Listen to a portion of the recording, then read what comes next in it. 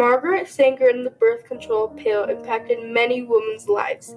The revolution of the birth control pill corrected women's reproductive health. This reaction led to women approving the pill because most of them sought help from Margaret Sanger. This reform led to women's lives being changed because there were no unwanted pregnancies, and it gave women more of a right to choose what was best for them. Margaret Sanger became a nurse attending Claverack College in 1896 and completing the nursing program. After she finished that, she moved to New York with her family. Sanger became a member of the women's community of the New York chapter of the Socialist Party. She also participated in women's labor protests such as strikes in Lawrence, Massachusetts in 1912 and Paterson, New Jersey in 1913. Sanger strongly believed that the ability to control family size was critical to ending the cycle of women's poverty. But it was illegal to distribute birth control information. Working as a visiting nurse, she frequented the homes of poor immigrants, often with large families and wives, whose health was impaired by too many pregnancies, miscarriages, or, in desperation, botched abortions. Often the educated white women like Sanger knew how to limit family size. Sanger made it her mission to 1. Provide women with birth control information, and 2.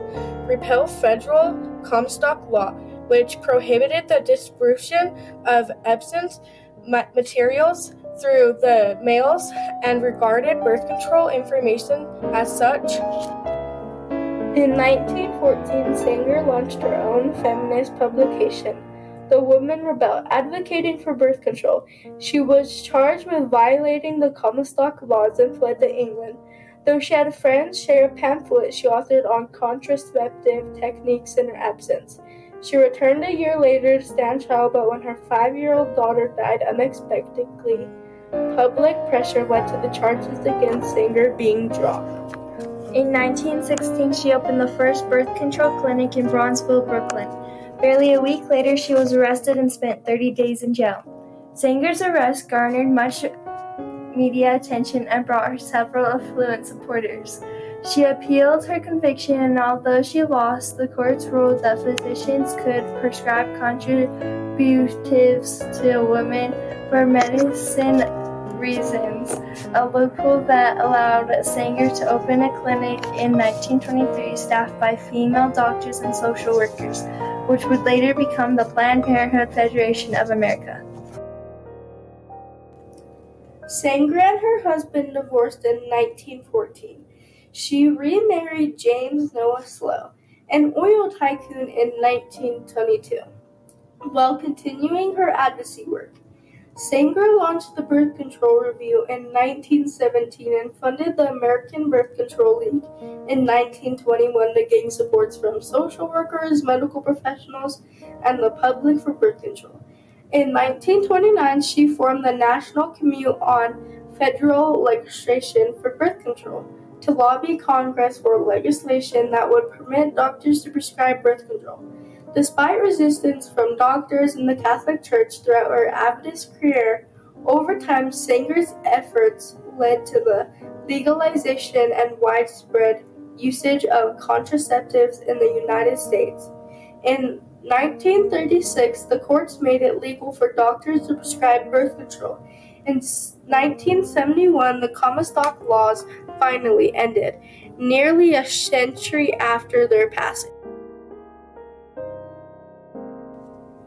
Sanger's steadfast focus on birth control sometimes had eugenic consequences. She spent time with the eugenics movement, which sought to breed out undesirable populations by limiting their abilities to procreate through birth control and sterilization. Sanger saw the value of birth control science in preventing birth defects, and although she disagreed with the radical and class focus of the eugenics movement, her association with it tarnished her reputation.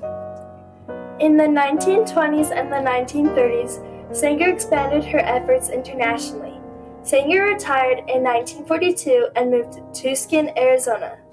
Though she remained a passionate advocate for birth control in the late 1950s with funding from International Harvest heiress Catherine McMorrick, Sanger recruited researcher Gregory Punick to develop an oral contraceptive, the pill, was approved by the Food and Drug Administration in the 1960s.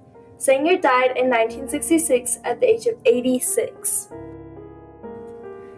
No woman can call herself free until she can choose consciously whether she will or will not be a mother. The most merciful thing that a large family does to one of its infants members is to kill it. Every woman has the right to decide the size of her family. The basic freedom of the world is women's freedom. These quotes reflect Margaret Sanger's view on women's rights, family planning, and the role of women in society.